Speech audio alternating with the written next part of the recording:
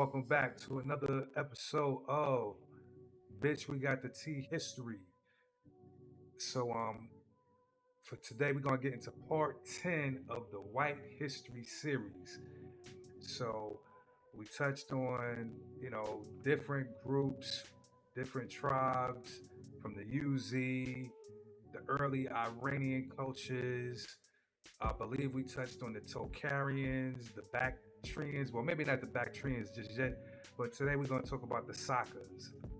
So the Saka tribe, Saka, we'll get into them right now.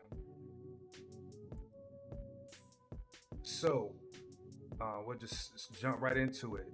Around 50 BC, the Kushan tribe of the greater UZ captured the territory of the Sakas and what will one day become Afghanistan, and have probably already caused the downfall of the Indo-Greek king Hermesius, conquering some other Greek person whose name I'm not even going to try to pronounce, but it's on the slide. And basically, from there, the Kushans now became one of the most prominent of the greater UZ tribes. So, for those who didn't watch the last 8 parts in part one of the White History, one of the first documented white tribes that were encountered by the ancient Chinese were the UZ, pronounced Yuezhi, or Yuchi, which translates to Western Barbarian, aka Conan the Barbarian. Watch that movie too, and you will get the whole visual on everything that you are learning about.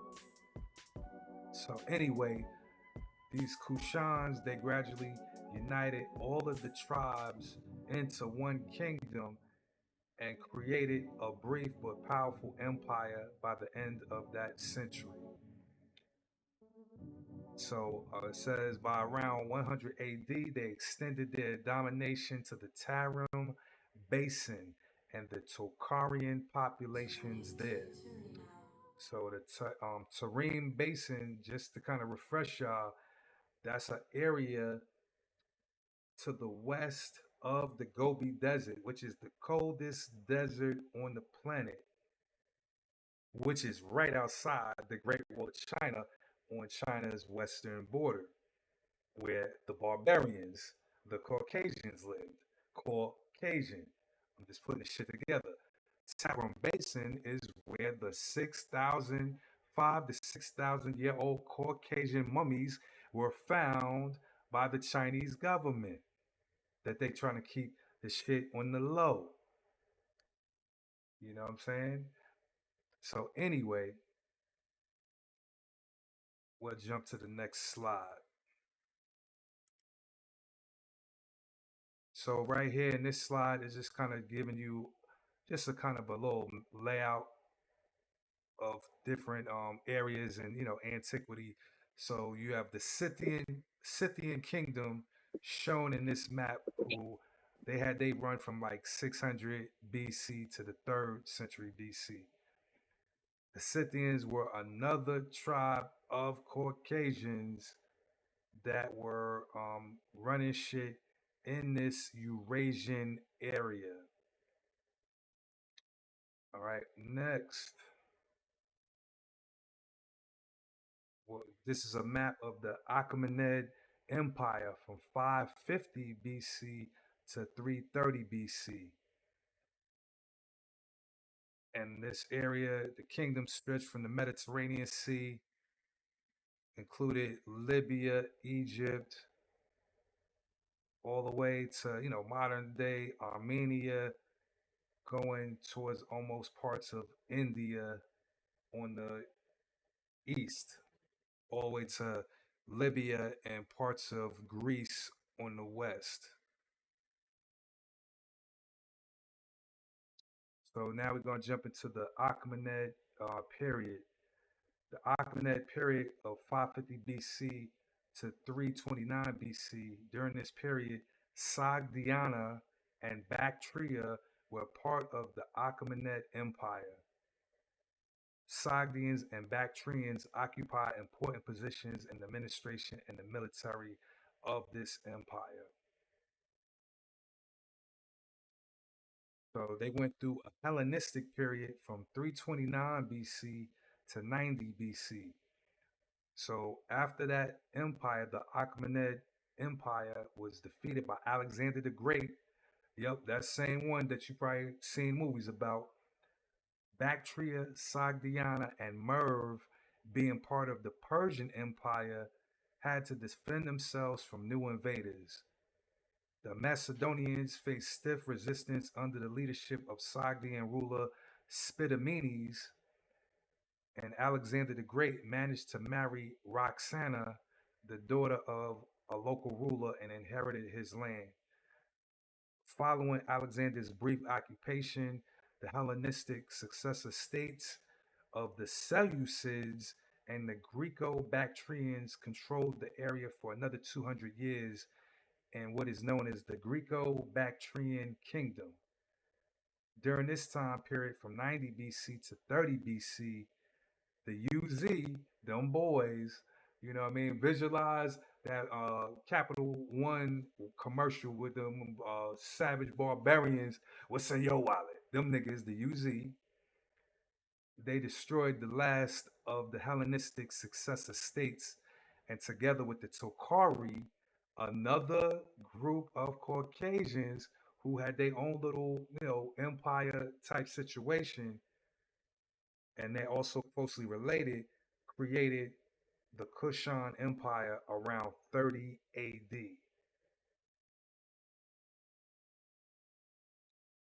So now we got the little map here, and this is, I guess, from of showing India in the second century AD. So India is kind of just carved up amongst many different smaller empires. At this point, it wasn't identified as how we know it in modern terms of India, but you have the different empires in the upper left corner of the map, or the northwest portion of this map in green. You have the Kushan Empire. So there you have it. And at the top of that map, the little ridges you see, that's basically the Himalaya mountains. And then the other set of ridges along the top, I believe, are the Tian Sha mountain range, just in case y'all wanted to know that. So those two mountain ranges basically served as a natural border or defense against whatever empires was popping in China at the time. So it's the mountains served as a natural, border or defense. So boom, for another 400 years until 400 AD, the Kushan Empire was a major power in the region, along with the Roman Empire, the Parthian Empire, and Han China. Notable contact was made with local peoples when the envoys of the Han Dynasty journeyed to this area in the second century BC. At the end of the Kushan period, the empire became smaller and would have to defend itself from the powerful Sassanid Empire that replaced the Parthian Empire. The famous Kushan king Kanishka promoted Buddhism, and during this time, Buddhism was exported from Central Asia to China. So that's a little tidbit of interest, because I always thought Buddhism came from China out, but from what they're saying here, Buddhism came from Central Asia into China. So that's pretty interesting. Okay, moving on. The Sassanids, Hephthalites, and the Gok Turks. So from 224 to 710 is the time frame that we'll be talking about with these different groups. The Sassanids once controlled much of what is now Tajikistan, but they lost the territory to the Hephthalites possibly also of Iranian descent, who also these Iranian descendants were also descendants of the UZ. So it's a chain of earlier white tribes who branched off and set up shop in another area. Over time, became their own little kingdom with subcultures, beefing and at war with other white tribes and kingdoms. Just to put that into perspective for y'all. So let me jump on down here. Boom, boom, boom. So basically, it goes on to say that the Sassanids, they controlled the area of what was now known as Tajikistan, but they lost the territory to the Hephthalites during the time of Perez the First. They created a powerful empire that succeeded in making Iran a tributary state around 483 to 485. But then the Shah of Persia, Perez, fought three wars with the Hephthalites. And the first war, he got captured and was later released after they paid ransom to get the king back. Then Perez, Perez, he fought the Hephthalites again, and then his ass got captured again. And then he got released after paying another ransom to the Heptalite king. And then after the third war that they fought, where his ass got captured again, they just killed him. They like, nigga, we ain't holding you ransom no more. So they just bodied him. You know what I'm saying? So with that going down, the Hephthalites were subjugated in 565 by a combination of Sassanid and Gok Turk forces, even though it says Kok Turk, but we're just gonna roll with Gok Turk since it says it at the top. Subsequently, present day Tajikistan was ruled by Gok Turks and Sassanids. However, when the empire fell, the Turks kept control of Tajikistan, but later lost it to the Tang dynasty. And then later on, they end up getting control of the area again, but then they lost control of the area to the Arabs. So it's a bunch of shit going on. But just to kind of recap that whole little piece that might have sounded somewhat confusing, you had these Hephthalites who was running the block. They got ran off. The Sassanids and the Gok Turks came through. Then after a while, the Gok Turks, who are Caucasian and Asian mulattoes, you're going to hear that term mentioned very frequently throughout these history courses. So you had the white and Asian mulattoes, even though more of pure Asians were incorporated into the Turks, but these are the Turks. When I say Turks, just keep that in mind. They were really a mulatto mixture of white and Asian, even though more of their numbers collectively were pure Asian. So anyway, they was beefing back and forth. They end up losing it to the China, and then whenever they finally got the shit back from the control of China, then it looked like the Arabs came through in 710 and just took the block from them again. All right, so now um, we're gonna go into the Arab Caliphate from the period of 710 to 867. So the Transoxiana principalities never formed a viable confederacy. Beginning in 651, the Arabs organized periodic marauding raids deep into the territory of Transoxiana, but it was not until the appointment of Ibn Qutaba as governor of Khorasan in 705 during the reign of Walid I that the caliphate adopted the policy of annexing lands beyond, I guess where their main little situation was. So anyway, after that time, around That 750. okay? Could you put that in layman's terms? 'Cause what did that even mean? So it's just talking about that this area that the original Saka people lived in, which is basically modern day Tajikistan, after all these different people kind of took over, so they had the area held down. Then they got conquered by the Turks, and then the Turks lost control of the area, and then the Chinese from like China, the Han Dynasty came and took over, and then the original people kind of regained control of the area again, only to be invaded by the Arabs. So, like what they say, you can't win for losing. It's like they under new management once again. So now it's just saying Right. that. Okay. So now, Because the and people got to understand. exactly, and then so how I was breaking down that the Turks were Caucasian and Asian mulattoes. You got them now being conquered by the Arabs. You know what I'm saying? So now you got a mixture of the Arab population, which, depending on which point in history, um, because the original Arabs were fully melanated.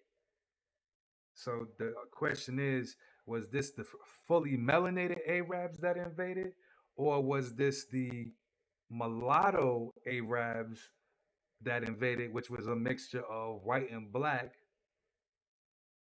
that invaded these people who were already mulattoes, which were white and Asian. You get what I'm saying? So now, like the genetic waters is getting muddier and muddier, Right. and Right. Now it now makes sense. Right. and now you got people kind of a general idea of how when you look at certain areas in that Middle East, Central area, Eurasian area, they tend to look kind of quote unquote exotic because they mix with like eight different things from all of the different people that came through and conquered and took over that area throughout history. And then they bounced, and then some other people come in, you know what I'm saying? And the population became more blended and watered down, so to speak, Blended. Yeah. to where Right. they had their own little unique look, which could be easily misinterpreted as them having their own genetic trait or them being their own race, which they not. They just a result of many conquerings and being diluted with the DNA of those conquerors over time. So it's going further, breaking down that the entire region came under the control of the Caliph and Islam. The Arabs continued to rule this area, but they were smart. So when you control an area, you could control it with the iron fist, or you could control it with, you know, a silk glove. So it sounds like here the Arabs, they continued to rule through the local Sogdian kings. So the niggas who was already kind of like middle management power players, they let them niggas keep doing what they did. Just know that we the niggas running the whole shit, but we ain't gonna step on your toes. But just rep what we repping, and you good. Basically, you know what I'm saying? So from there, it's talking about another group of Muslims, which is the Abbasids. So it's saying the ascension of the Abbasids to rule the caliphate from 750 to 1258 opened a new era in the history of Central Asia. And when I say 750 to 1258, we're talking AD. So now we coming closer to modern times in this area.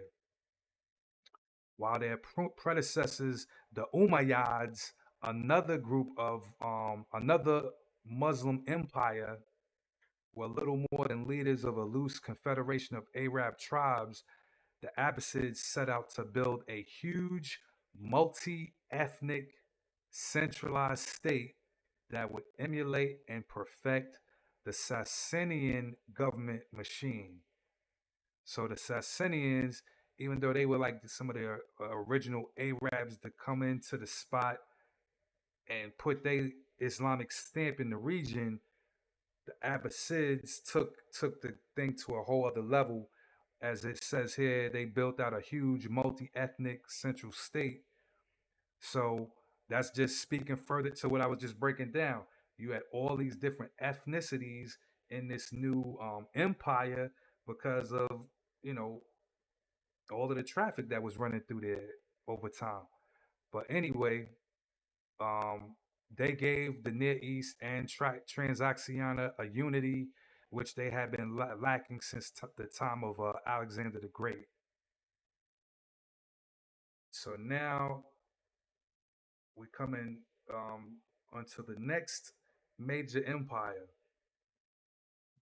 and in this area, even though it's quote unquote Eurasia,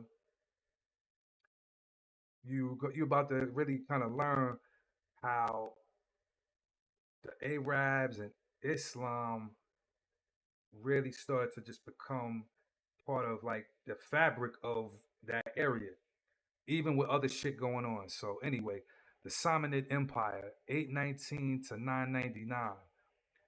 Tajikistan harkens to the Samanid Empire. The Tajik people came under Russian rule in the 1860s. It talks about Basmachi revolt, in which the local people, the Basmachi, I guess, they rebelled against the Russians who now came and tried to take over the area, or successfully, fuck tried, they successfully took over Tajikistan, which is why these people were revolting. But then that shit got smashed in the early 1920s during the Russian Civil War. And then it jumps to 1924. Tajikistan became an autonomous Soviet republic of the Soviet Union. And then we jump to 1929, where basically it kept its status as its own little,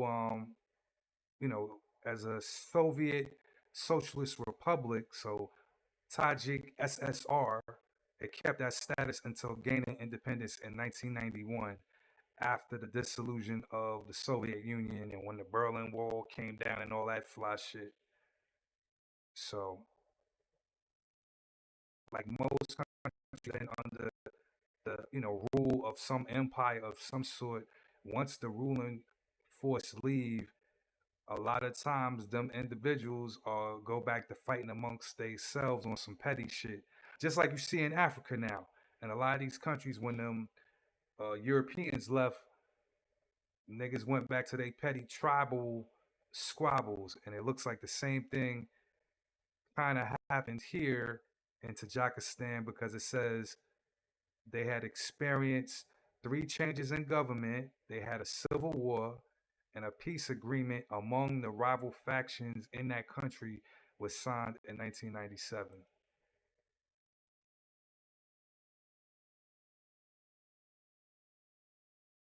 So then we'll touch on a couple of other civilizations and many empires in the region in that area.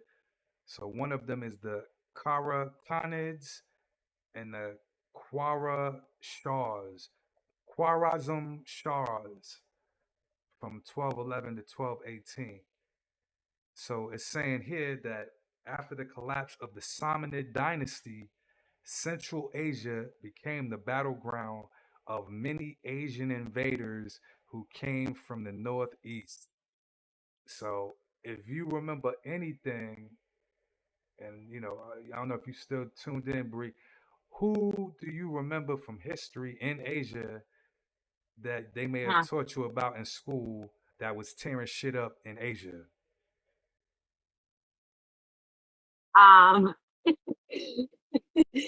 Um, can I phone a friend? I phone you, Dre. Who is it? Genghis Khan.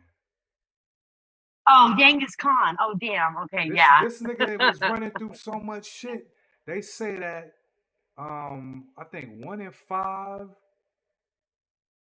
people on Earth got a trace of his DNA, or at least his people's DNA. So yeah, 1 in 5 people on the planet got a trace of Genghis Khan DNA in them. His empire stretched from the Pacific Ocean damn near to the Atlantic. Like his shit was almost like to the back end of Germany, like Russia somewhere in there. From there all the way to fuck to the Pacific Ocean. He tried to get Japan, but the nigga, failed many times. But he had like, yeah, I don't know. He might be like bigger That's or crazy. a greater killer conqueror than Alexander the Great from that ancient time perspective. But anyway, so Mongol rule, and yeah, he was the leader of the Mongolians. Just in case you didn't know that, the Mongol Empire swept through Central Asia, invaded the Khwarezm Empire, and sacked cities of Bukhara and Samarkand, looting and massacring people everywhere. So that's one of the many invaders. Another one is this person named Timur, Timur, founder of the Timurid Empire. He was born on April 8th of 1336 in Kesh near Samarkand. He was a member of the Turkicized Barlis tribe. So the thing to pay attention to is that word right there, Turkicized. Like whatever they were before, they weren't Turks before, but by the time of this dude coming on the scene, his tribe was Turkicized, meaning them boys ran through. Ooh, ooh. You know what I'm saying? They was smashing, and if they wasn't, looking Asian before, they started to look more Asian once them niggas ran through and started smashing and killing. You feel me? Um, but anyway, it describes the Barlis tribe as a Mongol subgroup that settled in Transoxiana after taking part in Genghis Khan's son Chagatai's campaigns in that region. So now you got an area that was already where you have pure Caucasians trying to hold shit down in they little areas in Central Asia. You got the Turks, which is the Caucasian and the Asian and Caucasian mulattoes, the Turks that's also trying to tear shit up. And then you got the full-blooded Asians via Genghis Khan and the people of his Mongolian lineage that's just tearing shit up everywhere else, while at the same time terrorizing these other niggas who might be terrorizing other niggas. So it says here further that Timur began his life as a bandit leader. During this period, he received an arrow wound in the leg, and as a result, he was nicknamed Tamir E. Lang or Timur the Lame. That's why that nigga had to do so much killing and shit. Niggas called him Timur the Lame. So that nigga was just overcompensating, I guess. But anyway, it goes on to say that a couple of people down the line from him, the last ruler of his empire, Badi az Zaman, finally fell to the armies of the uh, Uzbek Muhammad Shiabani Khan in 1506. And when you hear Uzbek, yeah, you could kind of think of Uzbekistan, or what would later become Uzbekistan. So the Timurid ruler of Fergana, Zahir ud Din, Babur survived the collapse of the dynasty and reestablished the Timurid dynasty in India in 1526, where they became known as the Mughals. So these cats who was running shit in this one area for a couple of centuries, from 1330 something to early 1500s, they got rain off the block, and then them niggas had to set up shop in India. And then they even changed their name. It made me think of some Beanie Siegel lyrics. Man, I need to pull that shit up. But well, wait a minute. See, now I gotta pull that shit up. Let me pull this shit up on this other screen real quick. Beanie Siegel, True Love verse.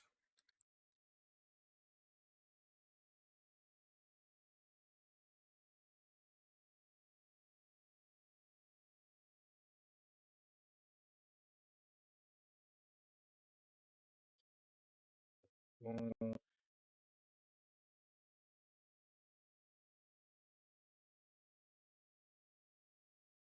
the hell? That's not the shit. But basically, okay, yeah, Beanie said all black mask down with they tools out. Beanie Mac, I'll move out. I had niggas running from school picking new routes. Then I'll run and lick a shot and make 'em move south. Switch up their name and Yeah, get a new I remember that. spouse. And that's exactly what the Timurid dynasty did. Them niggas left basically the area known as Tajikistan, and they had to set up shop in India, and they changed their whole new name to the Mughals. He said, he said, switch up their last name and get a new spouse. Scrambled up some down payment for a new house. No matter where you go, Mac gonna find you. I'm like a shadow nigga right behind you. Yeah, yeah, I don't know. I just had to say that shit because that's what that gave me. You know what I'm saying? But so now, Bars. so back to the Turks. So the Turks, so from 1506 to 1598, we have the Shai Banid state, which was divided into appanages between all male members, sultans of the dynasty, who would designate the supreme ruler, Khan, the oldest member of the clan. The seat of Khan was first Samarkand, the capital of the Timurids, but some of the Khans preferred to remain in their former appanages, or maybe I guess provinces, or little cities where they was been chilling at. So thus Bukhara became the seat of the Khan for the first time ruler under Ubaid Allah Khan. So as you kind of go through these names and as we read through what's going on here, now you got your Asian niggas, just to say it, like you have Asians that are now Muslims. You get what I'm saying? Where I'm just trying to highlight this shit because when we think Muslim, we think a certain look or a certain person. No, once again, just like No, every no, but other, that's a religion. exactly, just like every other religion, it's There could be people. white Muslims. Yeah, and there are. Yeah, yeah. It's not typical, but there is. Yeah. So you have, and at this point in history, you have, these Asian Muslims coming into the scene or whatever. So the period of political expansion and economic prosperity was short lived. And after the death of Abd Allah Khan, the Shabanid dynasty died out and was replaced by the Janid or the Astrakhanid dynasty. And this was another branch of the descendants of Jochi, Asian sounding name there, whose founder, Johnny Khan, was related to Abd Allah Khan through his marriage to Abdullah Khan's sister. And these Khans, I'm willing to bet, tie back to Genghis Khan. You feel me? So I just had to highlight that Right. Most shit right there. definitely. Yeah, yeah. So let's see. Blah blah blah blah yada yada. So yeah, we'll jump on to the next slide, and we are almost at the tail end of this whole saga here, at least for this particular section. So Iranian and Bukharan rule from 1740 AD to 1868. In 1740, the Janid Khanate was conquered by Nader Shah, the Ash'arid ruler of Iran. Pardon me. The Janid Khan Abu al Faiz retained his throne, becoming Nadir's vassal. So it sounds like even though this one kingdom was taken over by this new guy, Nader Shah, who was basically the ruler of Iran,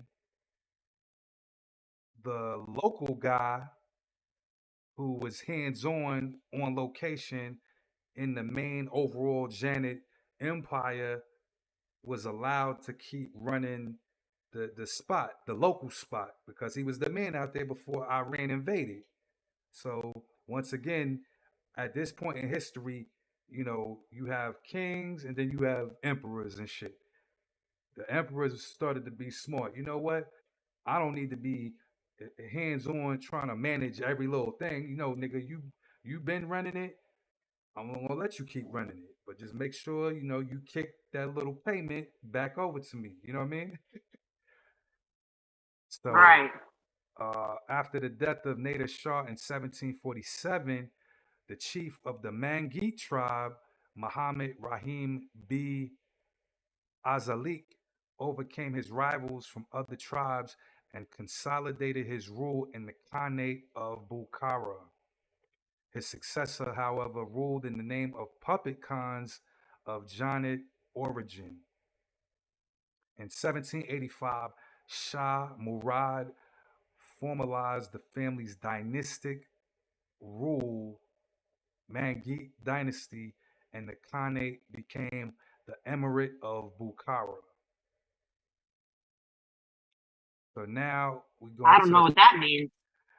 So basically, it just sounds like they like we a dynasty now. So Right. Okay. the Shah guy, like there ain't gonna be no elections after this. My family or whoever family that's in control now, we gonna run this shit until forever. Right. Or until some other new nigga on the block take over. But Right. basically, that's what that was. So at this point, at the next slide, we're touching on Russia popping up with their ass again. Russian imperialism led to Russia conquest of Central Asia during the late 19th century imperial era. So it says between 1864 and 1885, Russia gradually took control of the entire territory of Russian Turkestan, the the Tajikistan portion of which had been controlled by the Emirate of Bukhara and Khanate of Kokand from today's border with Kazakhstan in the north to the Caspian Sea in the west and the border with Afghanistan in the south. So then it goes further to say Tashkent was conquered in 1865, and in 1867, the Turkestan governor generalship was created with Konstantin Petrovich von Kaufman as the first governor general.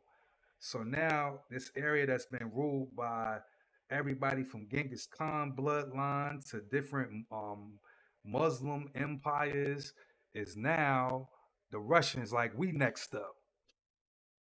Basically with Right. that name don't get no more Russian. Konstantin Petrovich von Kaufman. It sounds like it's Russian with a dash of German sprinkled on that bitch. Right.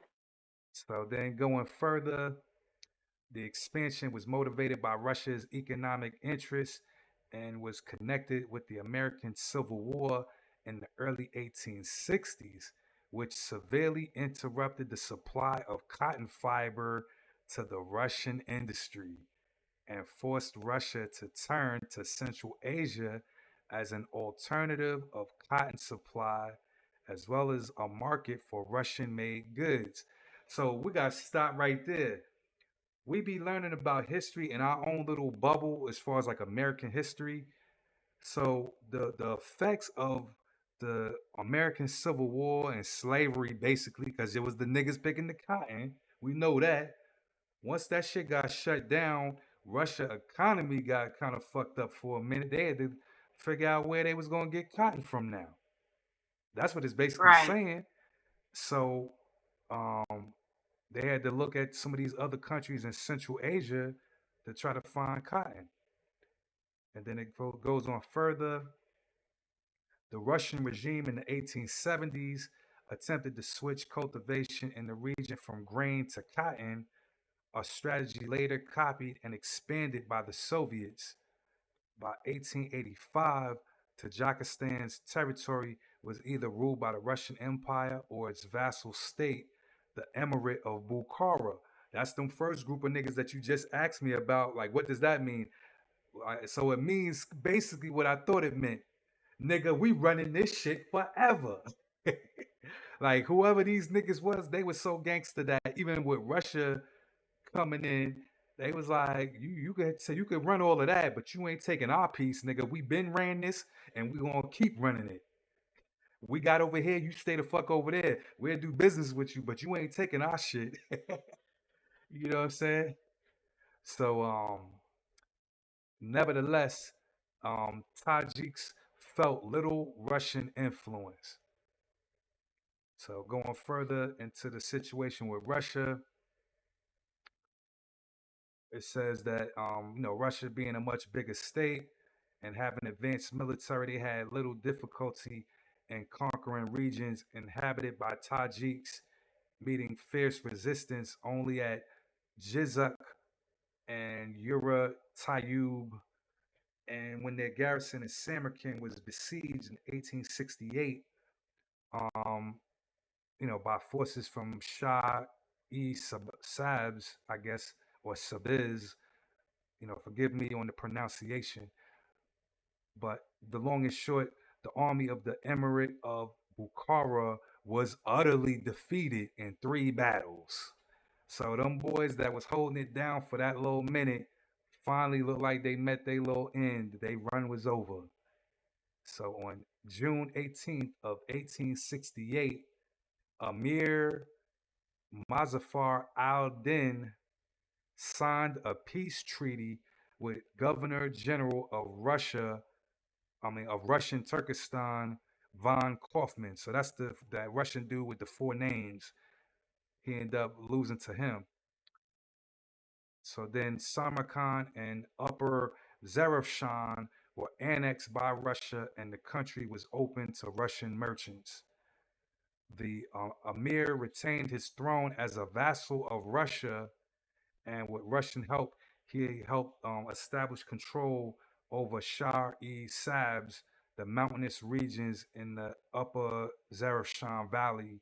So it sounds like even though them boys, the Emirate of Bukhara, they were some hard niggas. They couldn't um they got defeated by the Russians, but the Russians must have respected them enough to say, well, you know what, we're gonna let you continue to run your little area, but just kind of operate on the interests of us, larger Russia, type shit, and we'll let you live.